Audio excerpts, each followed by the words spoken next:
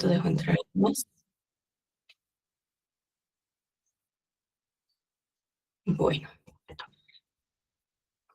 Bueno, buen día a todos. Bienvenidos a este espacio. Nosotros somos de Amazon Underworld, que es una alianza de periodismo que trabaja temas de crimen organizado en la cuenca amazónica y sobre todo a la luz de la COP que viene, nos interesa mucho plantear en la agenda la temática del crimen organizado de la mano del ambiente y de los efectos y consecuencias que tiene muy vinculados a los ecosistemas y sus comunidades. Hoy haremos el lanzamiento de una investigación que realizamos sobre los minerales críticos o minerales de transición, que son esenciales para la transición energética, pero a la vez tienen ciertos costos en los territorios de los que se extraen, en este caso la Amazonía, que es el que investigamos. Esta investigación estará disponible a partir del mediodía, se las compartiremos después de esta reunión, pero pueden ir ingresando a los reportajes que ya están en nuestra página web. Entonces, les compartiré también ese link por acá y les dejo con Brameus y Julia Almeida, que les van a contar un poco más de esta investigación. Cualquier pregunta nos pueden escribir. También recuerden, estamos por Instagram, recepcionaremos preguntas tanto por allá como por acá. Entonces, estamos muy atentas y para que también tengan presente esta reunión, podrán verla después en YouTube, en los canales de Amazon, que ya también les dejo en el chat.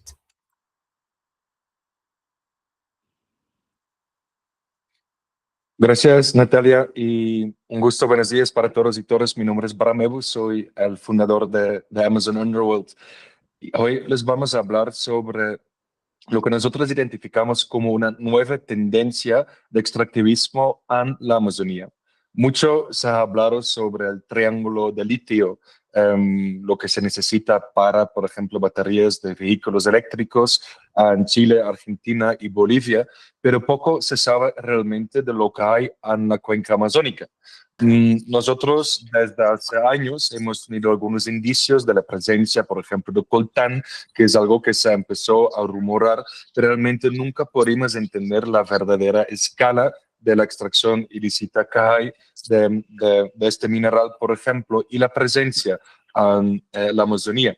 Esto tiene que ver con varias razones. Por ejemplo, lo que observamos en Colombia es que la Amazonía es un territorio inhóspito donde casi no hay vías carreteables, es de difícil acceso y por décadas de dinámicas de conflicto fue imposible también para geólogos de entrar y poder tomar muestras. Eso quiere decir que no sabemos realmente lo que hay en el subsuelo de la Amazonía colombiana. Bien sea que a veces, por ejemplo, con satélites y sensores se puede investigar qué hay en las rocas, pero la Amazonía por la cobertura de nubes, pero también por la cobertura boscosa, ha sido muy difícil para los servicios geológicos de identificar qué hay. Por ejemplo, cuando hablamos con el Servicio Geológico de Estados Unidos, nos hicieron saber de que, pues, cuando ellos miran con un satélite la Amazonía, lo que ven es un cultivo de brócoli, y realmente no pueden saber lo que hay por debajo. Entonces, nosotros sentimos de igual manera la necesidad de entender un poco más de lo que realmente hay en esos territorios amazónicos y pues hoy estamos lanzando nuestra investigación. Les voy a compartir un PowerPoint con algunos de los resultados. Hemos estado en un contrarreloj de poder sacar este contenido antes de la COP30 que inicia la próxima semana en Brasil. Entonces, hoy únicamente hay la serie de artículos en español en la web. Pero la próxima semana los artículos van a estar en inglés y hoy más tarde también estaríamos publicando nuestro informe. Ese sí publicamos primero en inglés y en unos días también estaría saliendo en español. Entonces, primero, para las personas que no saben, me gustaría introducir muy brevemente qué es Amazon Underworld. Nosotros somos una alianza de periodismo investigativo con aliados en 6 países amazónicos. Apostamos al periodismo transfronterizo para realmente entender mejor estas economías ilícitas y redes de crimen organizado que operan por las fronteras a la cuenca amazónica. Por un lado, queremos cuantificar su presencia, mapearlo, generar base de datos, visualizar también los impactos de las economías ilícitas, pero por otro lado nosotros también viajamos a la Amazonía para poder hablar con lo que nosotros consideramos las personas que están a la vanguardia o de la protección ambiental, o por otro lado también con personas que están operando dentro de la economía ilícita, que pueden ser, por ejemplo, los que son narcotraficantes, mineros. Ahí Rafael Hutner puede apagar quizás su micrófono. Te estamos escuchando, Natalia, si me ayudas con esto. Gracias. Entonces, queremos realmente también viajar a la Amazonía para poder narrar lo que está ocurriendo en los territorios a través de las personas que consideramos son claves en esas actividades económicas. Hoy lanzamos El precio del progreso, que es una investigación en el lado oscuro de los minerales críticos de la Amazonía con un enfoque en Colombia, Brasil y Venezuela. Entonces, primero, para nosotros fue una lucha entender un poco, cuando hablamos de minerales críticos, estratégicos, de transición, elementos y tierras raras, porque hay muchas cosas que se está conversando en los debates sobre esos conceptos. Entonces, hay que estar muy claro, cuando hablamos de minerales de transición, son estos minerales que necesitamos para fabricar tecnología que puede generar o captar energías renovables, energía eólica, también se usa para la construcción de baterías de vehículos eléctricos, etc. Son minerales para la transición energética, pero varios de esos minerales también se pueden usar para otras cosas, aeroespacio, al sector de defensa. Entonces, para mí el concepto de minerales de transición es difícil porque una empresa va a poder mercarse diciendo que son minerales verdes que necesitamos y después lo venden en el sector de defensa o lo usan para portátiles o electrónica de consumo masivo. Entonces, nosotros preferimos hablar realmente de lo que son minerales críticos, que son unas categorías un poco más amplios y tiene que ver con esos minerales que tienen unas vulnerabilidades en las cadenas de suministro, porque solo un par de países lo tienen, porque únicamente China puede refinar y extraer los elementos de los minerales, por ejemplo, que se extraen, pero también porque son minerales estratégicos para esos sectores que geopolíticamente son un poco delicados, como defensa o aeroespacio, que generan también beneficios geopolíticos, ¿no? Dentro de esa categoría hay algo que se llaman tierras raras, que son 17 elementos que tienen procedencia a concentraciones muy finas y sabemos que China tiene entre 60 y 70% de esas tierras raras, que es una categoría de 17. Pero lo que nosotros también en esta investigación intentamos analizar es si estos hay en la Amazonía. Entonces, como que bien estaba diciendo antes, no supimos muy bien qué es lo que hay y nos dimos cuenta que los gobiernos tampoco. A Venezuela sabemos que el difunto Hugo Chávez en 2009 empezó a hablar de una gran reserva de coltán, que por cierto es colombita y tantalita, col y tan. Esa gran reserva de coltán de Hugo Chávez nunca pudimos cuantificar, pero él habló de un depósito de 100 mil millones, pero realmente nunca supimos en toneladas cuál es la concentración, qué tan bueno es este material o no. No obstante, al Chávez anunciarlo, mandó 15.000 soldados para la frontera para militarizar la zona con Colombia, diciendo que hubo mucho tráfico de coltán por Colombia y que pues esto no se podía perder siendo el país Venezuela. Colombia en este entonces, con el presidente Álvaro Uribe, no sabía que realmente tenía también una cantidad de esos minerales en el subsuelo. Entonces, como respuesta, un poco asustado en Colombia, empezaron a hacer incautaciones pequeñas a la frontera porque efectivamente se estaba traficando coltán y empezaron a mirar y vender títulos. Pero por el descontrol al final del gobierno Uribe y el inicio del gobierno Santos, hubo algo que se llama la Feria Minera en Colombia, que fue una entrega desbordada de títulos mineros que iba de la mano con mucha corrupción. Hemos hablado con inversionistas mineros que contaron que dentro del sector se estaban sobornando indígenas, funcionarios oficiales, mandando cajas de trago para la Amazonía para regalar a las comunidades que tenían posiblemente algo de valor en el subsuelo. Y en ese desorden se entregaron muchos títulos también en zonas con protección ambiental o en zonas que sobrepasan los resguardos indígenas. En Colombia y Venezuela sabemos que por la falta de estudios geológicos no hay mucha información, pero lo que sí sabemos es que en Brasil, durante la dictadura militar en los 70, sí empezaron con un mapeo bastante serio y eso también causa que en Brasil hay más conocimiento. Brasil en este momento tiene la segunda reserva de tierras raras del mundo y la primera reserva de niobio, que es el elemento vinculado a columbita en el coltán. Eso quiere decir que si Brasil tiene tanto, es probable que Colombia y Venezuela tienen mucho también. Únicamente el hecho es que no se ha hecho la debida investigación geocientífica.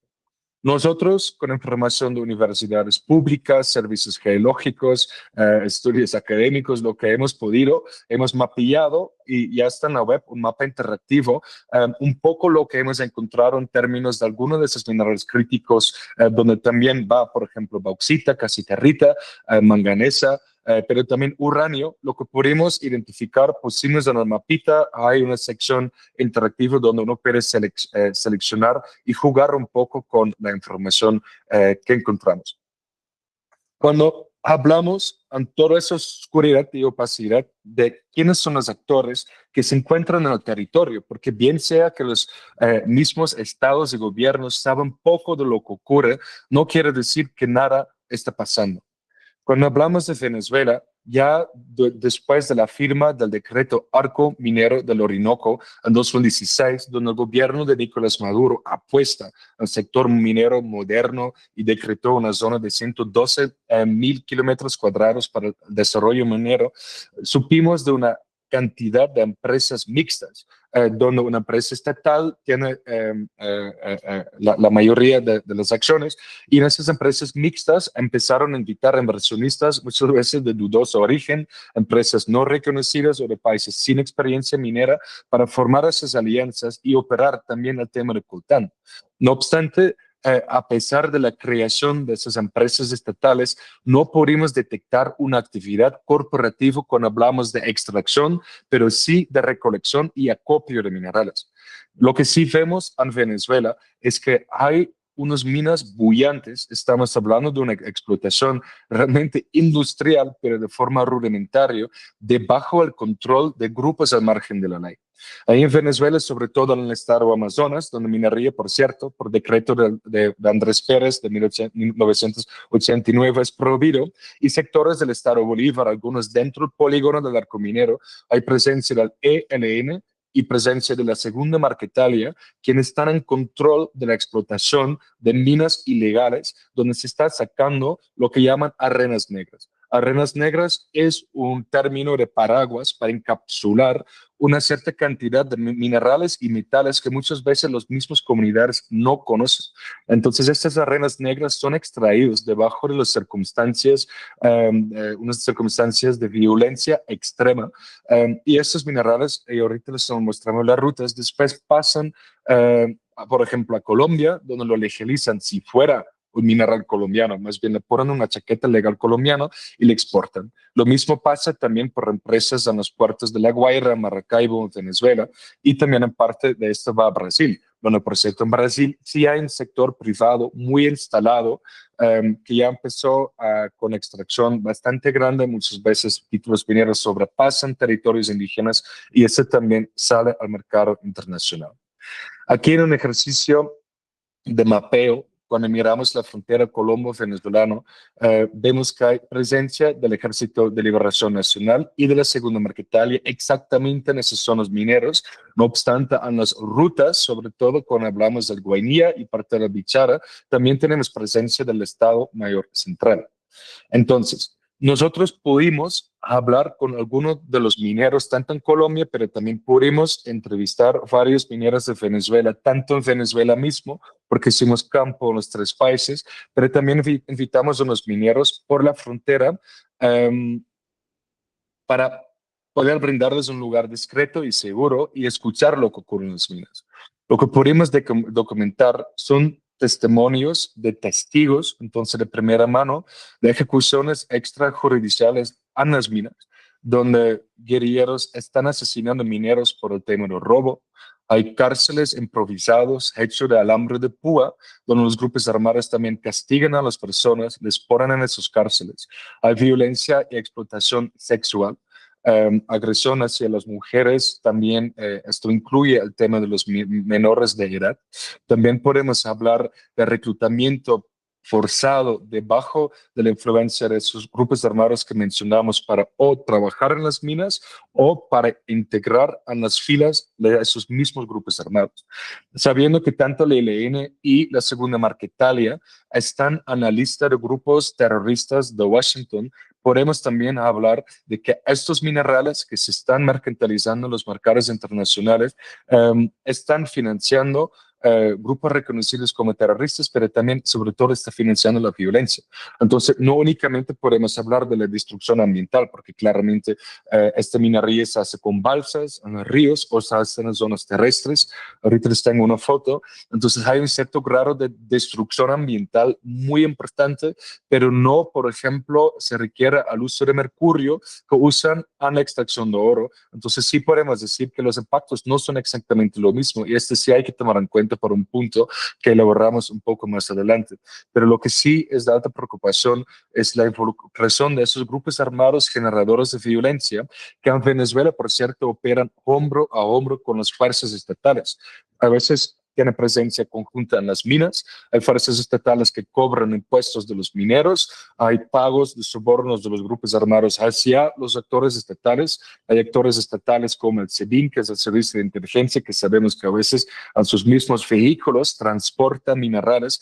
Entonces podemos decir que no hay casos de corrupción, que más bien hay una corrupción institucionalizada a varias partes de la cadena de suministro de esos minerales críticos en Venezuela.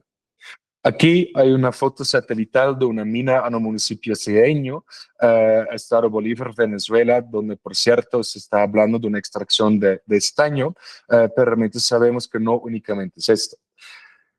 Lo que quizás es importante mencionar cuando hablamos de esas arenas negras que anteriormente expliqué, que es un conjunto de minerales, eso quiere decir que se extrae un mineral que es negro, a veces lo trituran, lo hacen en polvo, o a veces con imanes, con magnetos, se pueden ya extraer lo que tiene, lo que atrae y a separar ciertos minerales y elementos.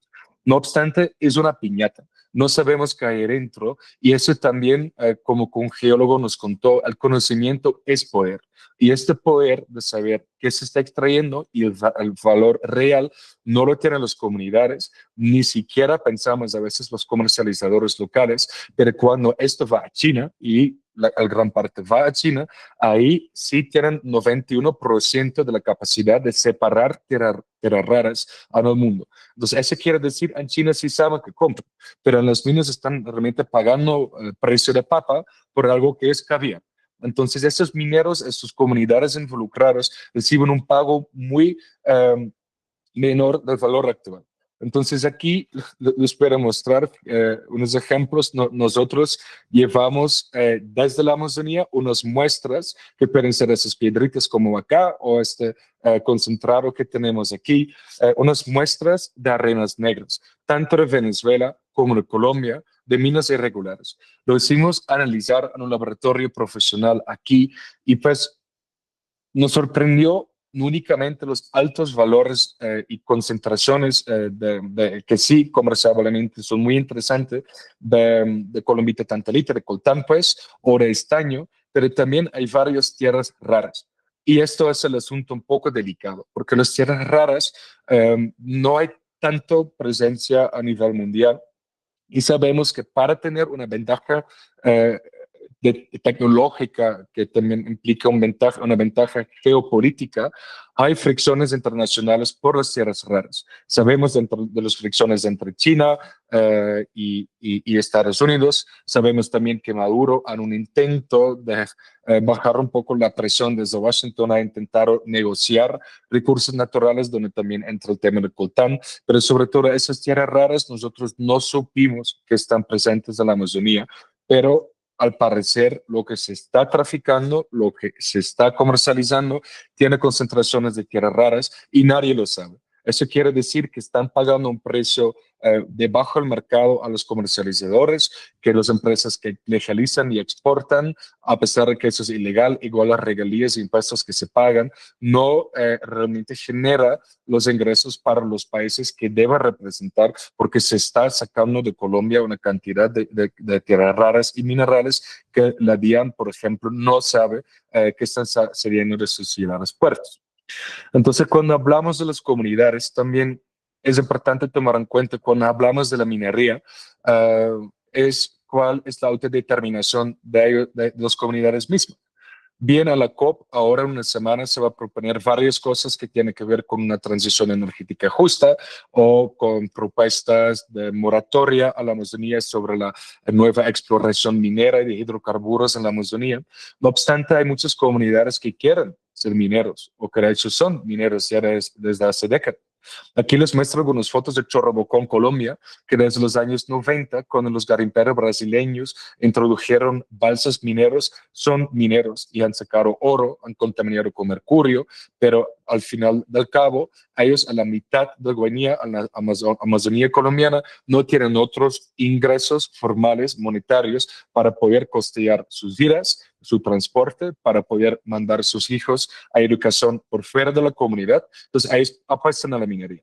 Bien saben que contaminan con mercurio, también entienden que cuando estamos hablando de tierras raras y arenas negras, que ellos ya están extrayendo, que no se requiere mercurio, que hay una manera más amigable con el medio ambiente de hacer la minería, pero se necesita formalización.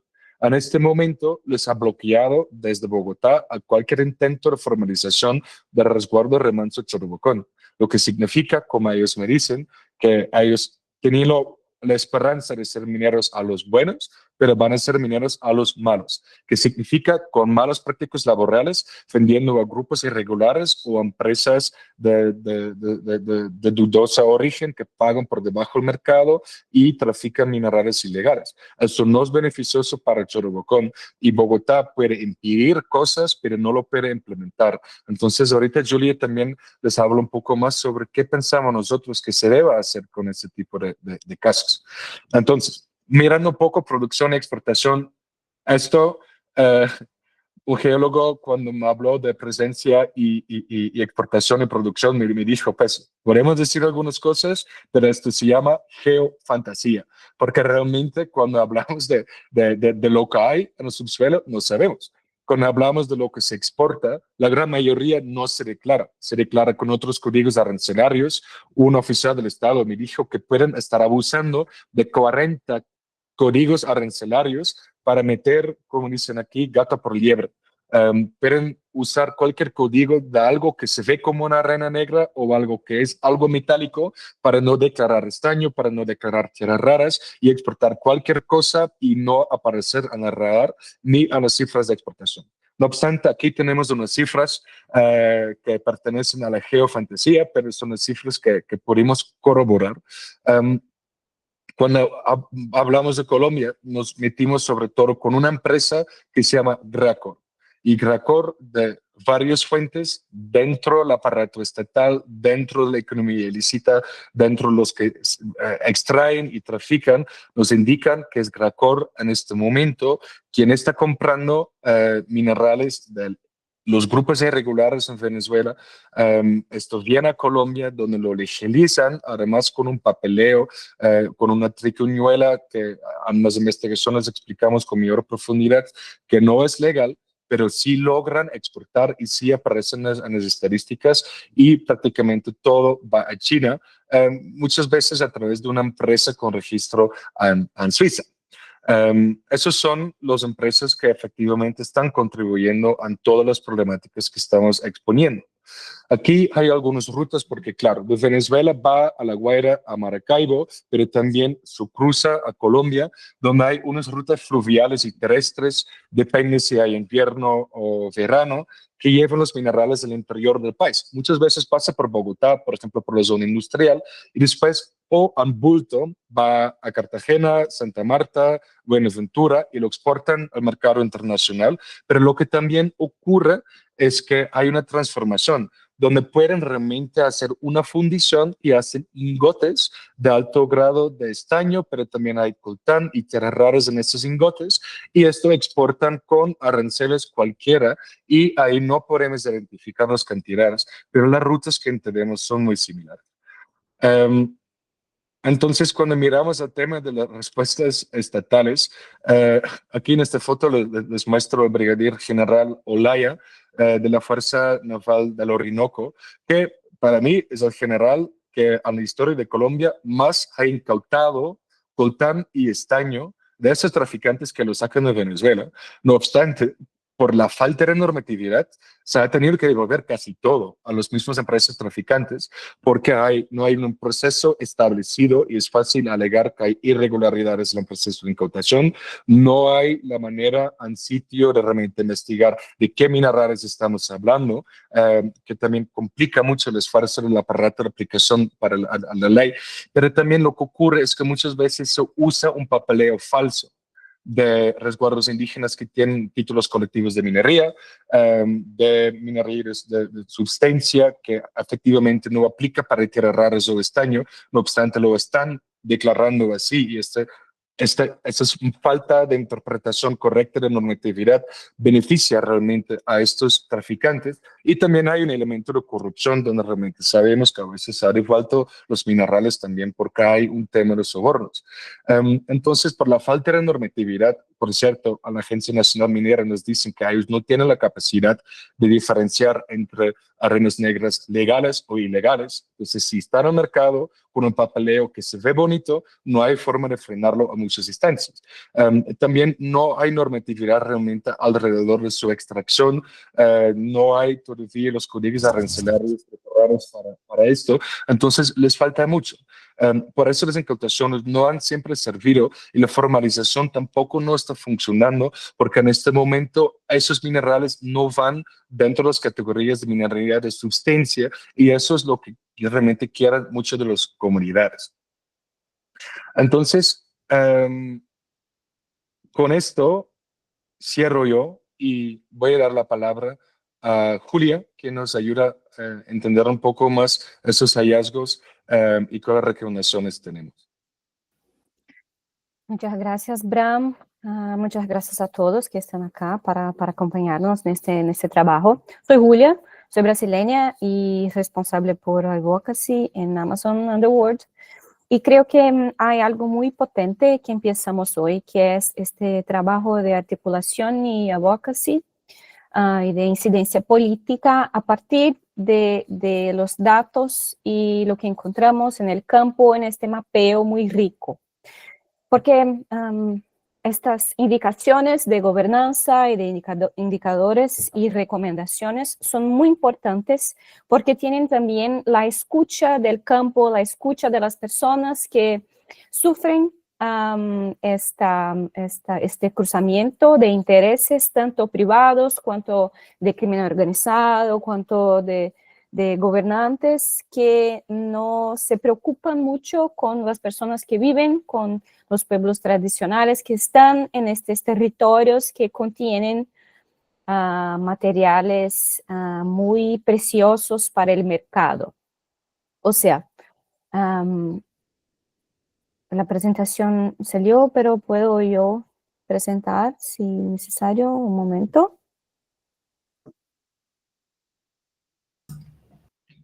Vale.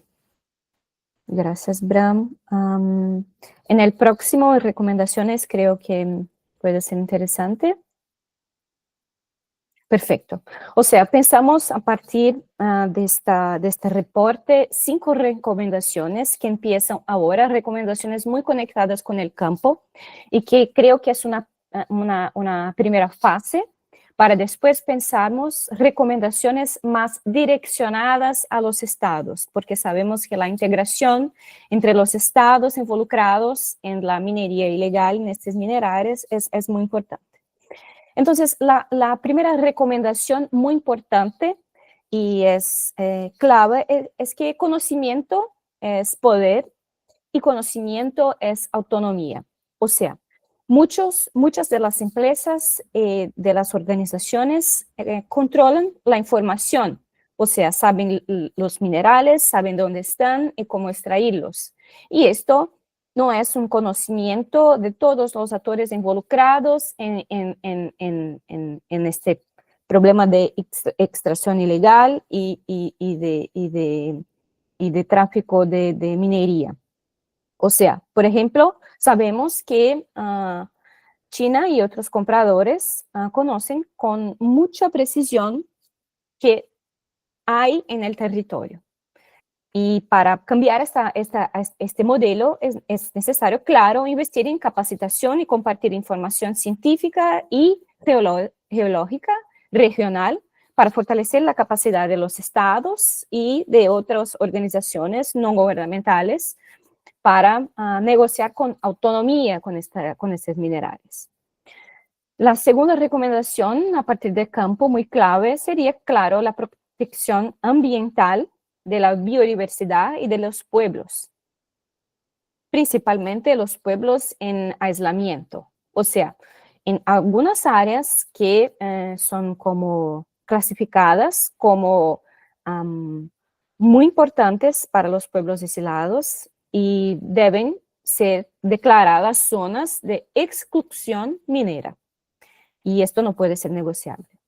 Y si la economía de una región es la minería, porque no somos como inocentes de pensar que en algunas regiones la minería no es la economía principal, es pensar una manera de explorar con protección tanto a las personas que están haciendo la minería, cuanto el bioma todo involucrado en la minería.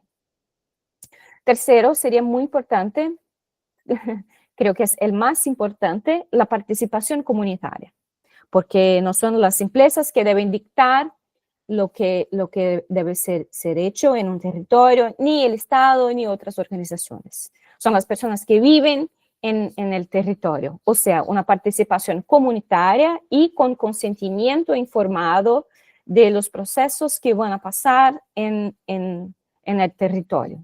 O sea, las iniciativas de exploración, regularización o investigación mineral deben ser realizadas con participación y aprobación de las comunidades afectadas. Y, claro, para esto también promover mecanismos de minería comunitaria regulada, en que los lucros de esta producción sea votado mayoritariamente para la comunidad y no para las empresas, por ejemplo, o algo que sea como consentido y pensado en conjunto con las consecuencias para este bioma y las personas. 4, la transparencia y trazabilidad de las cadenas de valor. Si hay extracción de algún mineral es porque hay personas interesadas, hay empresas interesadas en comprarlo. Y estas empresas son en su mayoría del norte global. O sea, en un proceso como de regularización también es un proceso de dar nombre a las empresas, de descolonizar un poco este proceso, siempre de extraer productos de valor del sur global, productos de valor de la Amazonía. O sea, es obligatorio implementar procesos de trazabilidad para saber la procedencia de los minerales y quién están comprando, quién está vendiendo y por cuánto, y acciones de fiscalización, claro, para controlar este momento. Y exactamente porque necesitamos la trazabilidad, nuestra quinta y última recomendación es una gobernanza internacional y una corresponsabilidad internacional. Porque cuando hablamos de Amazonía, muchas veces pensamos que estamos hablando de una región que no está conectada con el mercado global o que no está conectada con el norte global, y no es verdad. exactamente porque quien compra son los países más ricos, que tienen plata y que se interesan por la transición energética.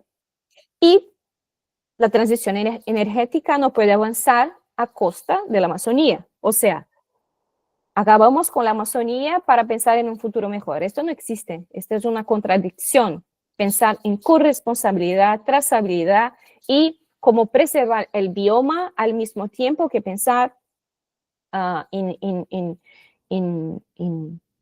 cómo globalmente pensar en esos flujos. Claro, por ejemplo, hay las incongruencias de los estados que por un lado hablan muchísimo de la transición energética y por otro hay regulación de una minería muy exploratoria o exploración de petróleo en la región ecuatoriana, por ejemplo.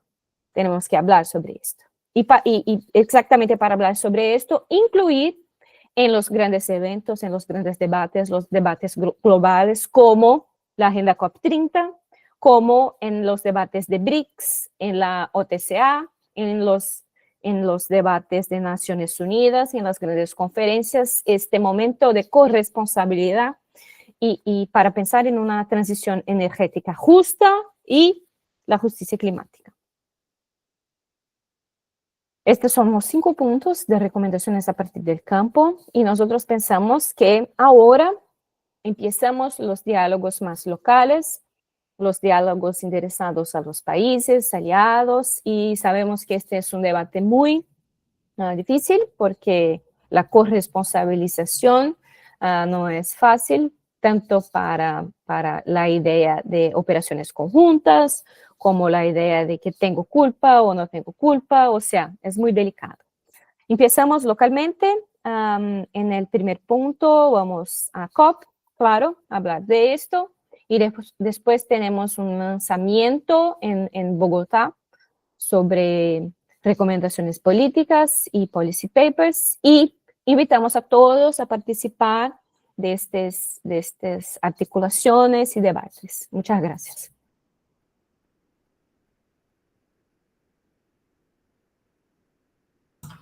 Bueno. Muchas gracias a todos. Les estamos leyendo desde la Meet y también desde el en vivo. No sé si tengan algunas preguntas, porque ahorita es el espacio para esto, ¿cierto? ¿Tenemos algo más que compartirles? Listo.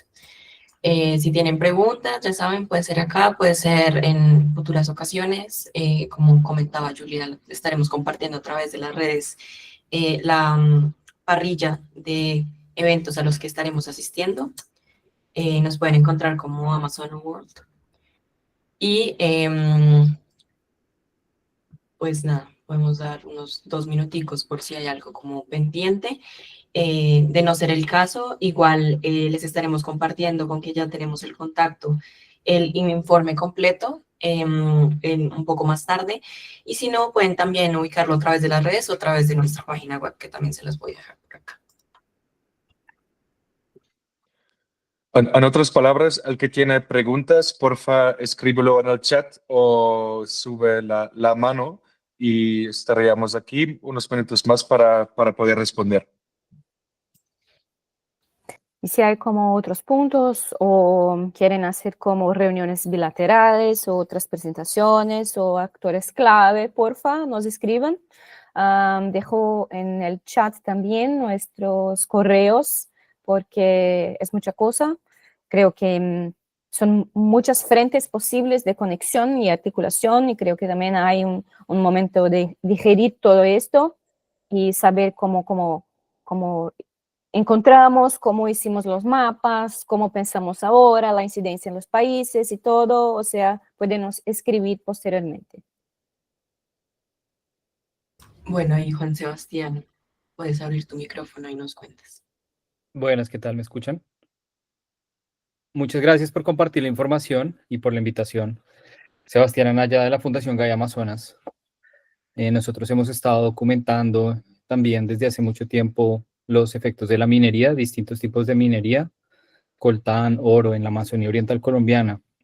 Y quería hacer un comentario, pero también pregunta, y es como dentro de lo que hemos analizado y conversado también con mineros, es muy difícil distinguir la dedicación frente a la minería de oro de la de coltán, por ejemplo, en zonas como Guainía.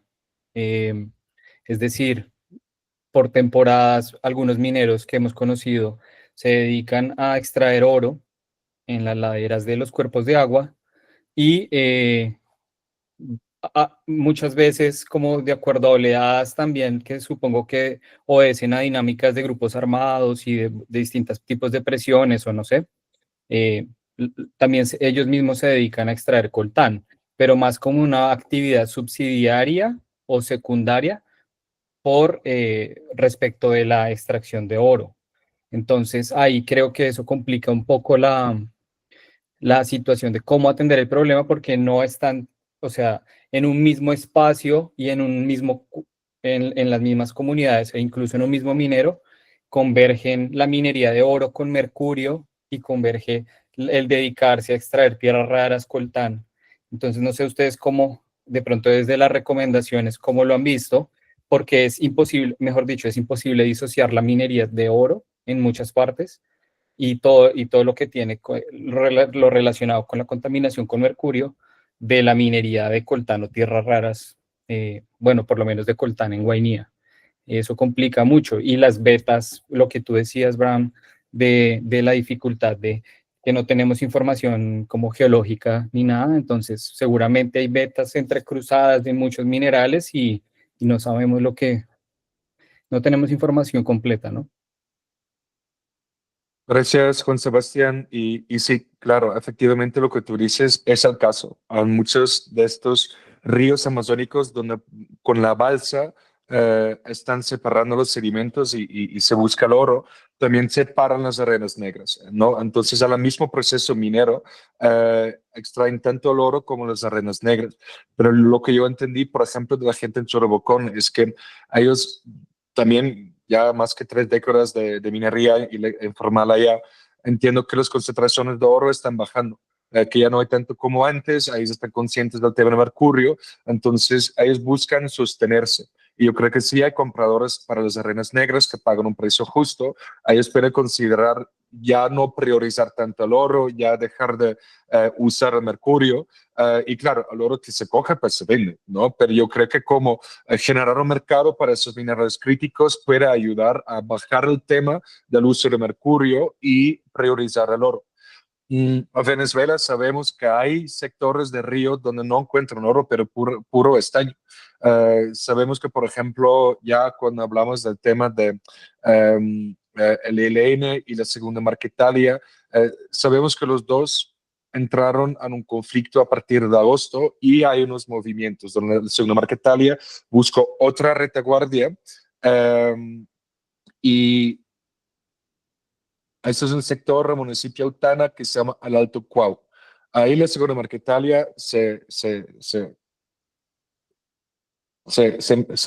implementó en el territorio para ocupar esas minas de estaño y entendemos que el oro casi no se está sacando. Es puro estaño, pero claro, cuando hablan de estaño, realmente es posible que hay tierras raras y coltán también, solo que no hay la diferencia para esto.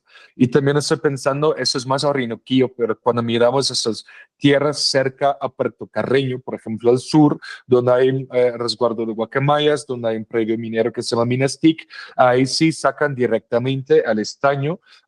O también hay el tema de rocas. Y cuando estamos hablando de esas vetas donde se está sacando la roca, muchas veces no es oro, pero hay diferentes óxidos que están ahí y más bien lo que se encuentra es hierro. Y eso también es curioso, porque hubo un minero que me mostró una roca superoxidado y me dice, aquí hay tierra rara, pero eso es una molécula por millón. El mineral predominante es hierro, entonces pues lo que declaramos es hierro, pero realmente lo que venden es tierra rara. Y esto es también otro tema, como a veces, muchas veces los mineros declaran al mineral predominante y con esto esconden todo lo que además hay dentro de la misma roca. Y eso también es algo que entonces no se declara antes de la DIAN, pero realmente tiene la obligación de declarar todo el valor que se está exportando, por ejemplo. Gracias.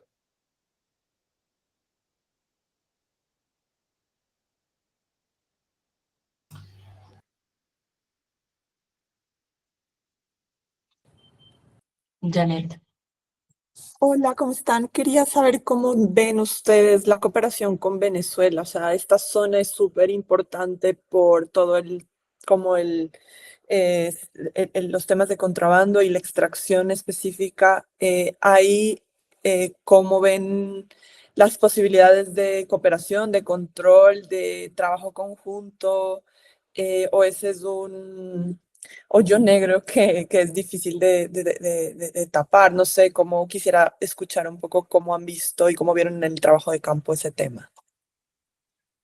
Venezuela está como, como Estado, como que ellos tienen participación directa en la cadena con empresas estatales, los centros de acopio de la Corporación Venezolana de Minería, la CVM, con los centros de acopio, por ejemplo, Moricharito, Estado Bolívar. Ellos directamente están a la cadena donde el mineral que entra viene de minas ilegales, debajo del control de grupos irregulares.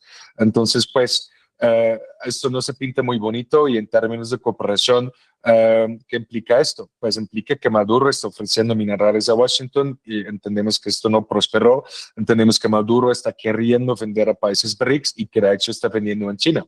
Entonces, en cooperación que hay con Venezuela se está haciendo, pero los que cooperan con Venezuela en este momento están financiando la violencia que nosotros pudimos documentar.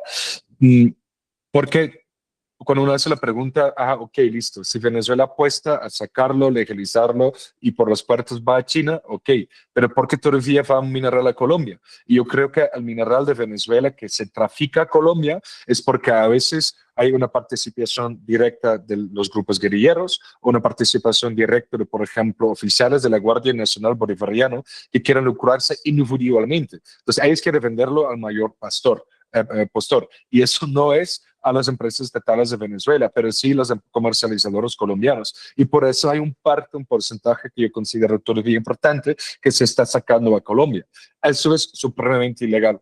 Veo y justamente le quería tirar en el fuego que Vin del periódico Almorrichal levantó su mano seguramente con una pregunta, pero también le quiero hacer la pregunta a él, sabiendo que hay unos acuerdos de cooperación regional entre, por ejemplo, Bichara, Guainía, el estado de Amazonas, Venezuela.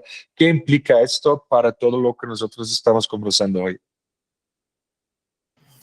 Hola, Bran, buenos días para todos. Bueno, primero quería soltar la pregunta y si quieres luego te intento de pronto desde lo que conocemos responder la pregunta. Quería saber cuál es la relación en el caso de Guainía entre la minería y los grupos armados, teniendo en cuenta, por ejemplo, la connotación y la participación comunitaria pues de las comunidades en todo el tema minero.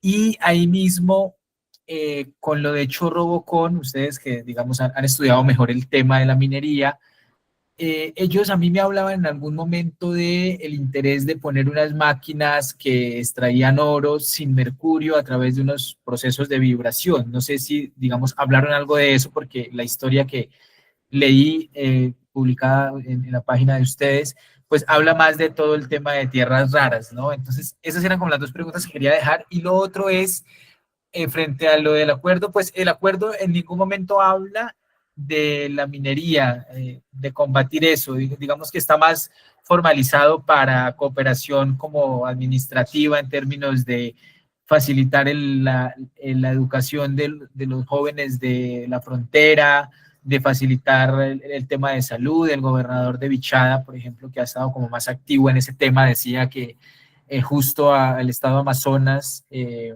Puerto Ayacucho, inauguró un centro médico me explicaban ellos que muy bien dotado, con una cantidad de servicios que estaban lejos de obtenerse, digamos, en Puerto Carreño, y que pensaban que allá se podrían llevar algunos pacientes, algo que a la gente le resulta un poco como incomprensible teniendo en cuenta las dificultades que han tenido muchos pacientes que llegan incluso a Puerto Carreño o que son trasladados a Inírida.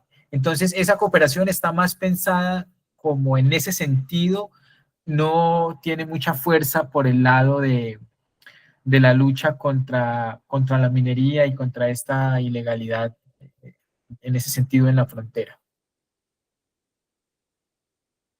Vale, gracias Edwin por esta clarificación y pues sí, tampoco no creo que se pueda esperar mucho más de esta comparación y más bien me generó mucha sospecha.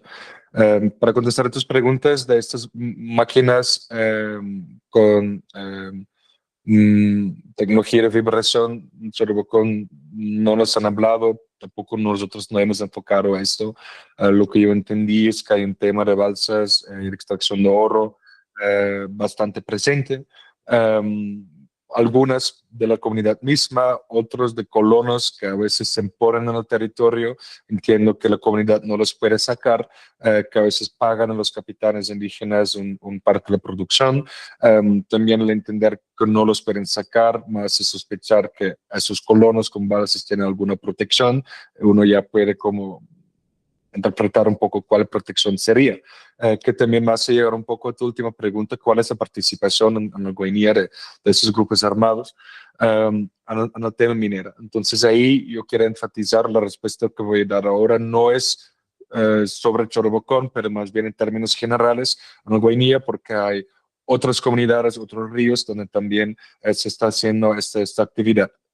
Entendemos nosotros que ellos a veces cobran partes directamente de, por ejemplo, las autoridades de las comunidades o cobran un parte de la producción en oro de los balsas mineros, por ejemplo.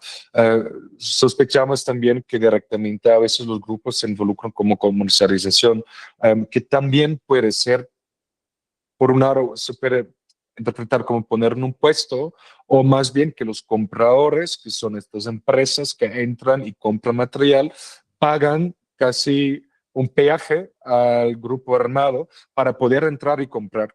Con el hecho de que yo entro y voy a comprar minerales en el territorio y bajo control de un grupo armado, yo tengo que pagar al grupo armado para entrar y sacar material. Eso también está pasando. Yo creo que esas son las típicas modalidades en que hay, como grupos armados se están manifestando en ese territorio. Me gustaría como complementar un poco esto que Bram está diciendo, respondiendo en términos de diálogos y advocacy. Creo que exactamente porque es una cadena global y es una cadena que involucra muchos países e empresas que trabajan no solamente en la Amazonía, pero en otros continentes, en el sur global. Estamos como intentando hacer esos debates para pensar los compradores y diálogos para allá de los límites estatales. O sea, esta también es una estrategia, pensar en las cadenas de compra y venta y cómo empezar estos diálogos que son muy difíciles, pero necesarios. O sea, es necesario hacerlo, es necesario hablar con los compradores, con el sector privado, y después con el Estado, porque creo que quien dicta las compras y ventas es el mercado. Y la regulación también es muy conectada con el mercado. O sea, hablar con el mercado, denunciar irregularidades y pensar en una escala global este debate. O sea, no solamente Colombia, Venezuela o Brasil, pero quién está comprando y por qué y a dónde está yendo estos minerales. Y así creo que tenemos una chance de pensar soluciones, ¿no? O al menos como presionar para tener soluciones, pensando que la responsabilidad no es solamente de un país u otro, es global.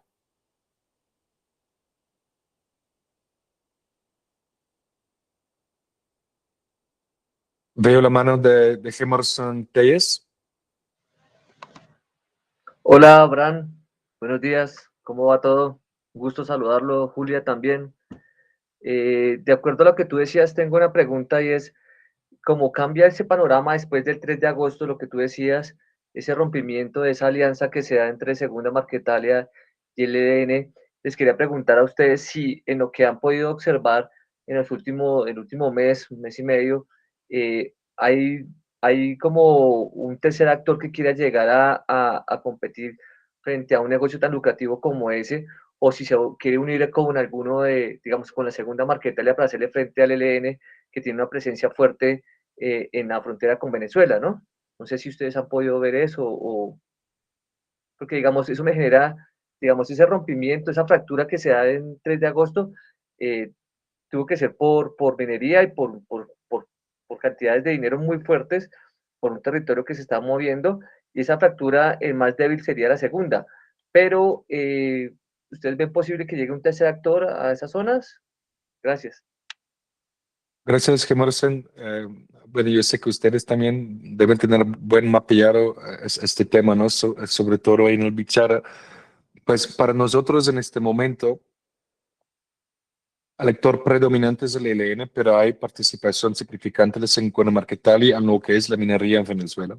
Um, Estamos hablando de una escala muy grande. No pongo mi mano en el fuego y no lo pusimos en el informe, pero una persona directamente involucrada en la compra de minerales en Venezuela está hablando de más que 1.500 toneladas por mes en el estado de Amazonas y aún más en el estado de Bolívar. O sea, son cantidades de locura que ya se están sacando y esto no está siendo reflejado en las cifras de exportación que tiene que ver con el juego de los aranceles, ¿no? Sabemos que estos minerales y elementos se están cotizando y se van a cotizar en las próximas décadas y yo creo que ese es el territorio donde tú quieres estar como grupo armado. Eso también de alguna manera va a significar que los conflictos por el acceso a los territorios ricos en estos minerales críticos se va a intensificar. Bien hablamos de la alianza que prosperó un tiempito entre el ELN y la Segunda Marquetalia, que repartieron territorio, a veces compartieron embarcaciones de cargamentos de drogas, hubo una tregua, un pacto de no agresión. De hecho, en el inicio de este año 2025, hubo una reunión entre el ELN y la Segunda Marquetalia para hablar de este pacto de no agresión y en esta reunión hubo representantes de empresas comercializadores de minerales críticos, también colombianos. Entonces, sí, claro, hubo un pacto también a petición casi del sector privado ilegal involucrado y este pacto se rompió en el inicio de agosto. Vemos que el ELN, el Seguro Marquetal y ambos lados de la frontera están súper peleados, no únicamente por el tema de esos minerales, también por algunos temas más políticos, geopolíticos. Pero claro, esto tiene que ver. Yo creo que esto también tiene que ver con la reubicación de la Segunda Marquetalia, por ejemplo, en el Alto Cuau, en Autana, Venezuela. Están buscando ocupar territorios ricos en minerales. Tu pregunta si únicamente van a ser esos dos grupos, pues por ahora sí, pero uno supone que no. Como quizás mejor saben ustedes, en el Bichara hay un resurgimiento de unos grupos antiguos paramilitares. También en el Guainía sabemos que la MC para Río Nírida está bastante cerca a territorios de producción de minerales críticos. Entonces yo sí creo que va a haber varios actores que van a buscar involucrarse, que incluye nuevos grupos armados en el territorio.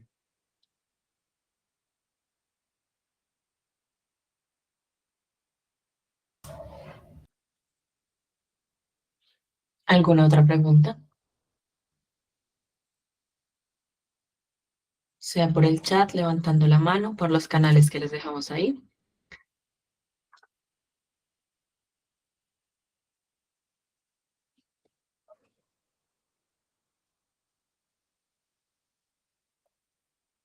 Juliana, dale. Hola, buenos días, muchas gracias. Tengo una pregunta como si hay, desde lo que ustedes vieron, habría algunas recomendaciones de dónde enfocar, digamos, el control y la vigilancia en estas zonas transfronterizas y en materia, pues también, digamos, entre cooperación entre los diferentes países. Sí, gracias, Juliana. Estamos pensando en un otro material que será lanzado que apunta como recomendaciones para los países que mapeamos involucrados, o sea, como un mapeo normativo de las proposiciones que ya existen de control y también las necesidades de nuevas regulaciones en estos países y fronteras. Este es un documento que está en etapa de finalización para COP, pero sí, tenemos algunas recomendaciones y después podemos compartir con todos. Gracias.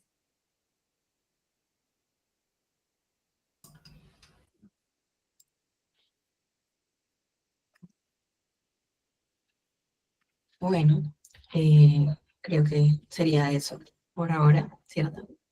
Bueno, muchas gracias a todos por este espacio. Seguiremos hablando de estas temáticas de cara a la COP. También tendremos presencia ya. Estaremos en eventos y cubriendo pues distintos temas que son relevantes para la agenda de Amazon. Como saben, ahí les dejamos como los recursos donde pueden encontrar las investigaciones y los reportajes que irán saliendo en este tiempo. Nada, no sé, algo más para terminar, Bram.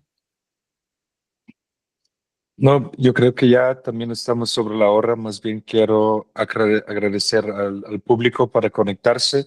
Este es un tema que ha sido nuevo para nosotros, sé que es nuevo para muchas personas, pero esta investigación también es un estilo de alerta temprana. Al parecer hay mucho desconocimiento todavía científica, además, sobre lo que hay en la Amazonía, pero lo que siempre encontramos a la vanguardia es el crimen organizado, que ellos intentando extraer lo que encuentran cosas de valor y están avanzando. Y yo creo que los gobiernos se quedan muy atrás y esta investigación también queremos que sirva de alguna manera, no como un llamado al sector privado, véngase por favor a la Amazonía porque hay cosas chéveres, pero sobre todo como una alerta que hay que investigar para saber mejor cómo proteger esos ecosistemas y comunidades, y a veces proteger también es permitir que las comunidades sean mineras y ayudarles para que ellos son sus protagonistas en sus planes de vida. Y bueno, muchas gracias por conectarse. Estaré pendientes de nuestra página web porque estamos la próxima semana subiendo las traducciones. El policy paper nuestro ya entiendo que está en línea, descargable en PDF. Cualquier cosa, vamos a estar súper a la orden aquí.